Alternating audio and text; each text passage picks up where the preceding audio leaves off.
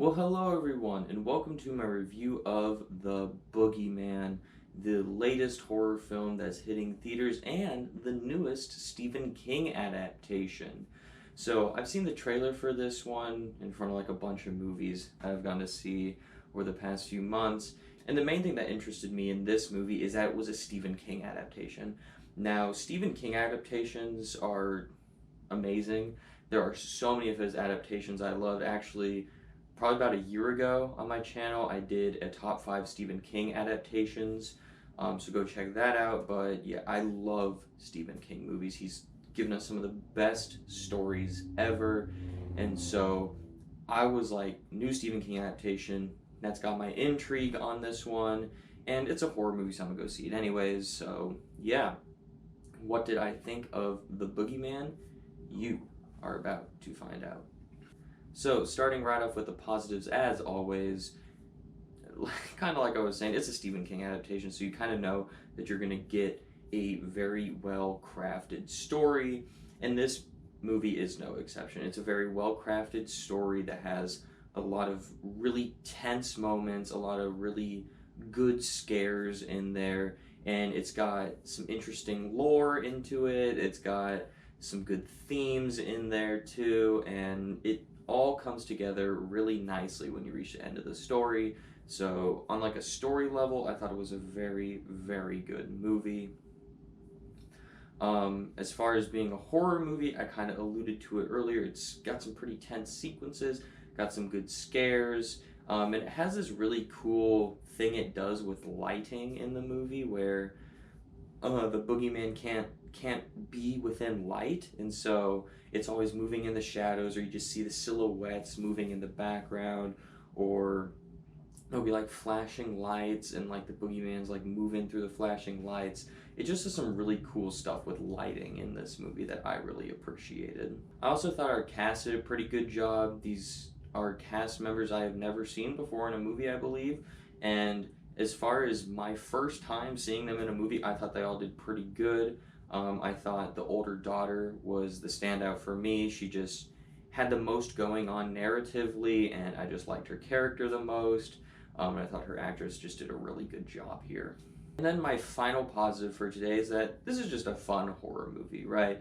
Like, it's not trying to be best of the best, trying to be some elevated horror thing with a ton of thematic messaging and symbolism and all that stuff. It's just trying to be a fun horror movie that, you just go see, gets you real tense on the edge of your seat for some scenes, gives you some good scares, and, that's all it's trying to be, and I think it really succeeds at that.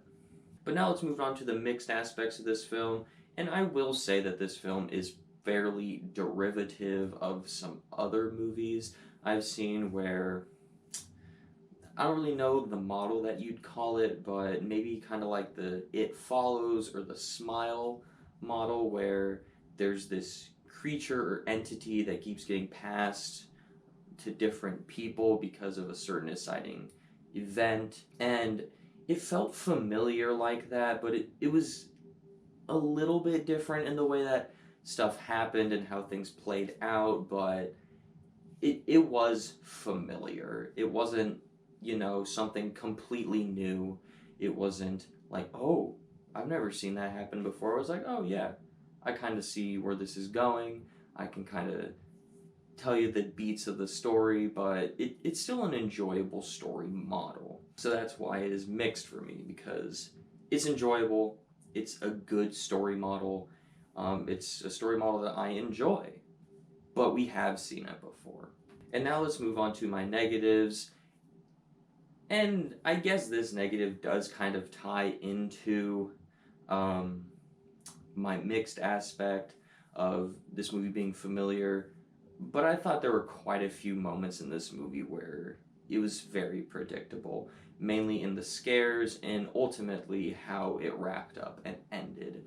I don't know how much of that does play into my mixed aspect of I've just seen movies like this a bunch, or I just watch a ton of movies, and so I just kind of see where things are going a lot of times in movies. I'm not sure which one of the two it is, but there was quite a bit of predictability with this film. It's not a huge negative for me, like it didn't totally derail the movie for me, but it it it is something worth mentioning. Also, something that bugged me, and this doesn't usually bug me in horror movies, but just like a really stupid decision by our characters here, right? The mild spoilers for the movie, but the boogeyman doesn't like being seen in light, right? And so what do these people do? They walk around in dark houses the entire time. I'm just like, dude, you know it doesn't like being seen, like just flip the fucking light on. Like, come on.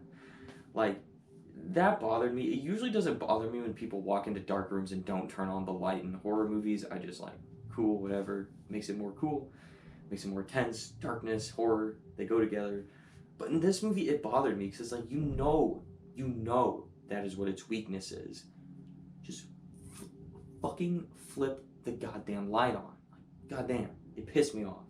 It actually aggravated me in the theater, which that never aggravates me in any other horror movie, but it did in this one. So overall, I had a pretty decent time with the Boogeyman. It's not one of the best Stephen King adaptations, nowhere close, but there's plenty of worse Stephen King adaptations. I think it's just a good Stephen King adaptation, and it is a pretty good horror movie that I had a really good time with. So if you like those two things, I would definitely recommend this one.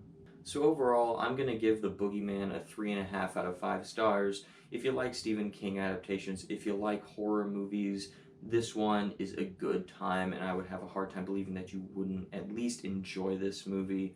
If you're not into either one of those things, you could probably skip this one and either wait till streaming or just skip it altogether. So what did you think of The Boogeyman? Did you love it? Did you hate it? Go ahead and let me know down in the comment section down below. Also, let me know what some of your favorite Stephen King adaptations are. If you'd like to see mine, I will put a link to it on the end card so you can see my top 5 Stephen King adaptations. Yeah, I think that's all I got for you today. So, as always, thank you so much for watching. Have a great rest of your day.